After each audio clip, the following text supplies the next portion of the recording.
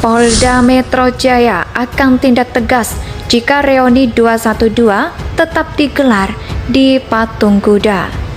Saya sampaikan bahwa kegiatan ini tidak mendapat izin. Kemudian apabila memaksakan juga untuk melakukan kegiatan, maka kita akan menerapkan ketentuan hukum yang berlaku kepada mereka-mereka yang memaksakan. Yaitu kita akan persangkakan nanti dengan tindak pidana yang ada di KUHP, khususnya pasal 212 sampai 218. Yaitu khususnya kepada mereka yang tentunya tidak mengindahkan daripada hal ini. Ya, bahwa Polda Metro Jaya sebagai penanggung jawab keamanan sudah menyampaikan tidak memberikan izin. Sudah ada surat pernyataan dari FPI dan bahkan himbauan dari gubernur bahwa tidak boleh melaksanakan reuni 212 karena itu melanggar Perda nomor 88 tahun 2020 yang sudah dikeluarkan oleh gubernur. Dan FPI sendiri sudah menyanggupi, sudah membuat surat pernyataan juga, dia tidak akan melakukan reuni 212. Kalau misalnya ke depannya dia sudah membuat surat pernyataan, dia kemudian langgar, tidak ada cerita. Saya dengan polisi ya bertindak tegas, ya nggak ada cerita. Nggak ada orang semaunya di sini, semaunya seperti dia yang paling benar sendiri, nggak ada. Ikuti aturan hukum yang berlaku. Kita akan menyesuaikan dengan jumlah massa ya. Tentunya kita dan berapa ini kita untuk anggota dalam hari ini Polri, TNI sudah siap mengamankan aksi unjuk rasa tersebut. Kita akan kawal, kita akan amankan. Indonesia sejak dulu kala tetap dipuja-puja bangsa. Kepolisian menyatakan mengambil tindakan tegas seandainya PA212 bersikukuh mengadakan acara tahunan reuni di Patung Kuda Jakarta, tidak memberikan izin kepada pihak panitia yang menyelenggarakan kegiatan. Karena itu, jika pihak panitia memaksakan menggelar kegiatan, bisa dikategorikan sebagai bentuk perlawanan. Zulfan menyebut, ancaman pasal yang akan dikenakan kepada pelanggar ialah Pasal 212, Pasal 216 KUHP, dan Pasal 218 KUHP. Di samping KUHP, Sultan menambahkan, kepolisian juga menjerat mereka dengan Undang-Undang Nomor 6 Tahun 2018 tentang kekarantinaan dan kesehatan. Disebutkan bahwa setiap orang wajib mematuhi penyelenggaraan kekarantinaan kesehatan. Siapa yang menghalangi, maka dapat digunakan sanksi hukum terkait hal itu. Zulfan meminta masyarakat memahami tujuan pelarangan kegiatan, salah satunya demi menjaga keselamatan agar terhindar dari virus COVID-19.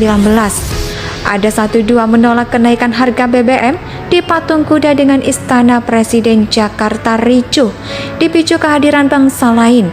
Di luar kelompok itu, pada Senin kericuhan terjadi sekitar pukul 14.40 menit.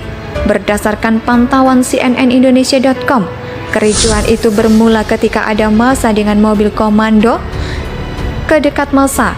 Ada 12 yang berdemo di depan Patung Kuda. Namun belum lama orator di massa susulan itu datang. Orator dari atas truk yang menjadi mobil komando, ada 12 memprotes kehadiran massa baru. Oratornya 212 itu pun meminta polisi mengamankan mobil komando itu karena diduga provokator. Ada dari bagian gelombang itu yang terjatuh dan mendapatkan bogam mentah daripada 12. Polisi pun segera melakukan pengamanan dan meminta massa PA212 kembali ke barisan aksi lagi. Mencoba merusak 2 lapisan berduri yang telah dipasang kepolisian tepat di depan gedung Sabta Pesona Jakarta pada pukul 16.30 menit. Massa aksi kemudian memaksa masuk lebih dalam dan mulai menarik kawat berduri. Perlahankan berduri dapat dirusak oleh massa. Aksi menggunakan spanduk yang dibawa pada akhirnya berduri itu bisa dirusak dan massa aksi berdiri di atas batu bagian dari barikade yang juga telah dirobohkan koordinator FC Alphard Nur Fauzan mengungkapkan, dalam demonstrasi kali ini pihaknya menyampaikan 4 tuntutan. Ada tuntutan itu yakni menolak kenaikan harga BBM karena dianggap memperburuk ekonomi rakyat, sebab masyarakat menengah ke bawah dan pelaku usaha mikro kecil dan menengah belum pulih sepenuhnya dari pasca pandemi COVID-19. Mereka juga meminta pemerintah menunda pembangunan IKN dan mendesak agar anggaran diprioritaskan untuk stabilitas ekonomi rakyat. Selain itu, kata Alphard, mereka juga menuntut pemerintah untuk memastikan energi berbasis minyak dan gas bumi di dalam negeri terpenuhi secara mandiri, tanpa terpengaruh harga minyak global. Bahkan, komunikasi politik Emrus Sihombing menilai demonstrasi kenaikan harga BBM bernuansa politis pragmatis. Emrus menyebut masyarakat berunjuk rasa tentu sah-sah saja karena menjadi hak semua orang dalam negara demokrasi. Dia menegaskan jika unjuk rasa berbasis kepentingan masyarakat luas, semua kebijakan yang tidak terpihak harus direspon. Namun kenyataannya tidak demikian.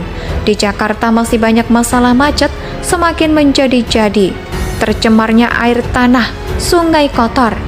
Gubernur DKI sudah mau 5 tahun, masih banyak masalah.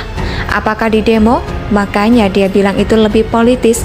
Menurut Emrus, perwakilan penunjuk rasa dan juga pemerintah bisa saja menggelar audiensi perwakilan pengunjuk rasa, menyampaikan aspirasi dan telah menjelaskan tujuan kebijakan sementara, itu analisis utama ekonomi.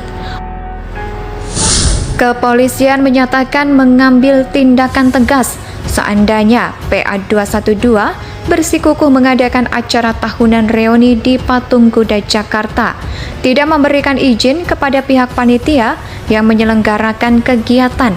Karena itu, jika pihak panitia memaksakan menggelar kegiatan, bisa dikategorikan sebagai bentuk perlawanan. Zulfan menyebut, ancaman pasal yang akan dikenakan kepada pelanggar ialah Pasal 212, Pasal 216 KUHP, dan Pasal 218 KUHP. Di samping KUHP, Sultan menambahkan, kepolisian juga menjerat mereka dengan Undang-Undang Nomor 6 Tahun 2018 tentang kekarantinaan dan kesehatan. Disebutkan bahwa setiap orang wajib mematuhi penyelenggaraan kekarantinaan kesehatan. Siapa yang menghalangi, maka dapat digunakan sanksi hukum terkait hal itu. Zulfan meminta masyarakat memahami tujuan pelarangan kegiatan, salah satunya demi menjaga keselamatan agar terhindar dari virus COVID-19. Ada 1-2 menolak kenaikan harga BBM di Patung Kuda dengan Istana Presiden Jakarta ricuh, dipicu kehadiran bangsa lain. Di luar kelompok itu, pada Senin kericuhan terjadi sekitar pukul 14:40 menit. Berdasarkan pantauan cnnindonesia.com, kericuhan itu bermula ketika ada massa dengan mobil komando ke dekat massa. Ada 1-2 yang berdemo di depan Patung Kuda. Namun belum lama orator di massa susulan itu datang. Orator dari atas truk yang menjadi mobil komando, ada 1-2 memprotes kehadiran massa baru. Oratornya 212 itu pun meminta polisi mengamankan mobil komando itu karena diduga provokator. Ada dari bagian gelombang itu yang terjatuh dan mendapatkan boga mentah daripada 1-2. Polisi pun segera melakukan pengamanan dan meminta massa PA212 kembali ke barisan aksi lagi. Mencoba merusak 2 lapisan berduri yang telah dipasang kepolisian tepat di depan gedung Sabta Pesona Jakarta pada pukul 16.30 menit. Massa aksi kemudian memaksa masuk lebih dalam dan mulai menarik kawat berduri. Perlahankan berduri dapat dirusak oleh massa. Aksi menggunakan spanduk yang dibawa pada akhirnya berduri itu bisa dirusak dan massa aksi berdiri di atas batu bagian dari barikade yang juga telah dirobohkan koordinator FC Alphard.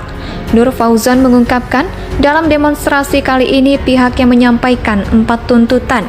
Ada tuntutan itu yakni menolak kenaikan harga BBM karena dianggap memperburuk ekonomi rakyat, sebab Indonesia